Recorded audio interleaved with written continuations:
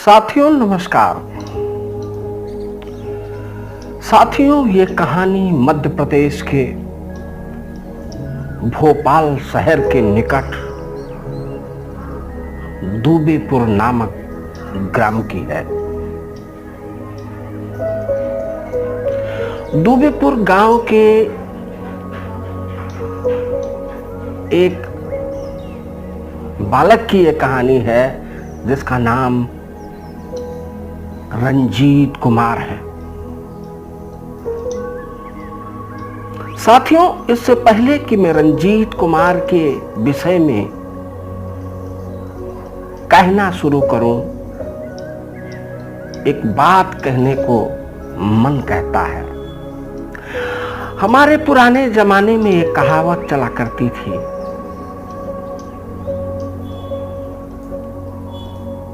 कि बर में को गुणी पुत्रो नचा मूरख सतान्यपि एकस चंद्रः तमो हंति नच तारा गणोति। अर्थात कि पुत्र हो एक ही काफी है। यदि वो लायक हो, एक भी ना हो, यदि नालायक होना हो, यदि वो अपने माता पिता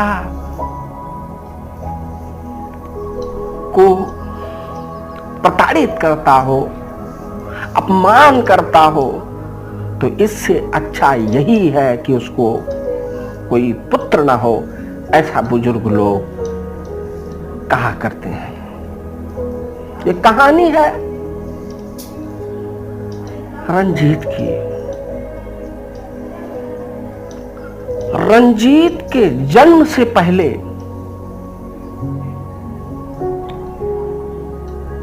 उसकी मां के जो भी संतानें हुई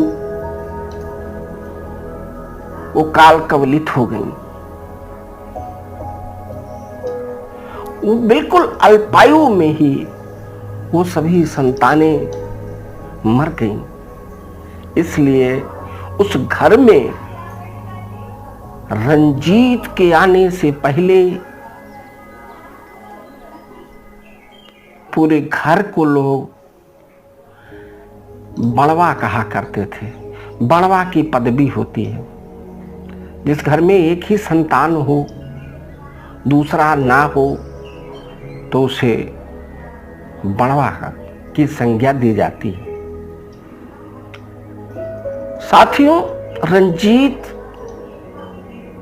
जब पैदा हुआ, घर में थाली बजा करके, ये उस प्रदेश के उस गांव की प्रथा थी कि पुत्र रत्न प्राप्त होने के बाद लोग थाली बजा करके उत्सव मनाया करते थे, अपनी खुशियों का इजहार करते थे। तो साथियों, रंजीत के पैदा होने के बाद घर में खुशी का माहौल था। लेकिन साथियों, जैसे जैसे रंजीत बढ़ते गए, वैसे वैसे उस घर का नक्षत्र बिगड़ता गया। उस घर के दुख के दिन आते गए। रंजीत जब स्कूल गए, उनकी स्कूल की कहानी बड़ी विचित्र थी। वो एक एक कक्षा में 2-2 बरस पढ़ने का उनको अनुभव रहा, और मैट्रिक की परीक्षा तो उन्होंने अपने जीवन में कभी पास ही नहीं की। दुनिया में जितने ऐब हो या होते होंगे, सब में रंजीत ने महारत हासिल की, और उनमें जितने दुर्गुण हो जाने चाहिए सारे थे। उनकी बातों का बयान, मतलब वो जो जो बड़े हुए उनके चरित्र का चित्रण, उनके चरित्र का बखान इलाके में धीरे धीरे बढ़ता गया। और चोरी तो उन्होंने अपने मां के बक्सों को तोड़ करके ही प्रारंभ किया। पहले छोटी मोटी करते थे, फिर वो अपने मां के बक्से को तोड़ते घर में ही, और उससे भी आगे बढ़े तो वो अपने मां के बक्से को घर से ले जा करके बाहर कभी खेत में तोड़ते तो कभी बाग में। उनको सिर्फ पैसों की जरूरत थी और वो पैसे निकाल लेते और बॉक्स के अंदर जो भी और अन्य वस्तुएं थी उसको वैसे ही छोड़ देते।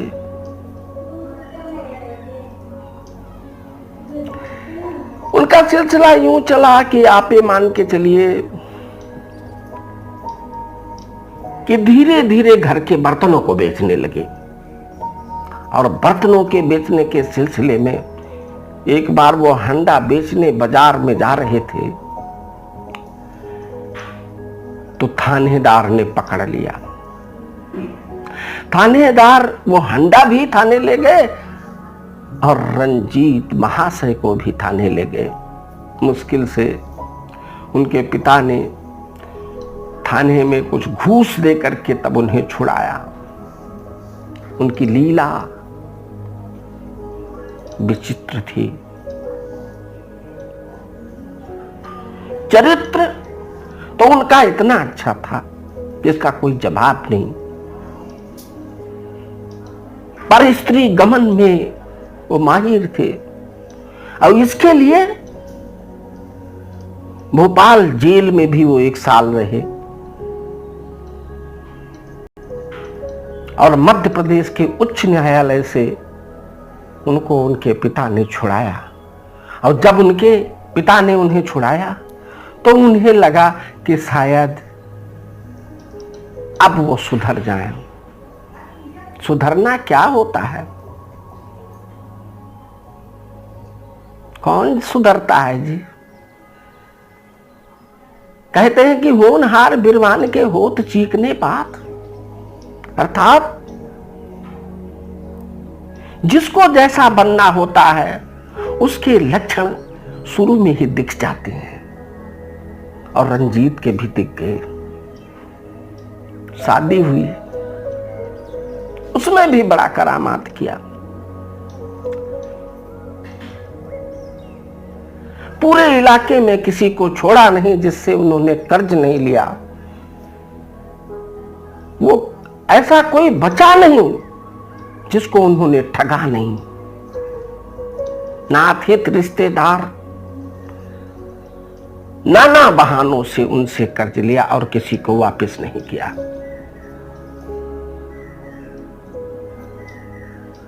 और खेत तक को बेचा। उनकी लीला अपरंपार थी। उनके पिता बहुत त्रस्त थे, शिथिल थे। वो उन पर हमला करते रहे, उनकी प्रतिष्ठा को धूल धूसरित करते रहे, कोई सुधार न हुआ। और आजकल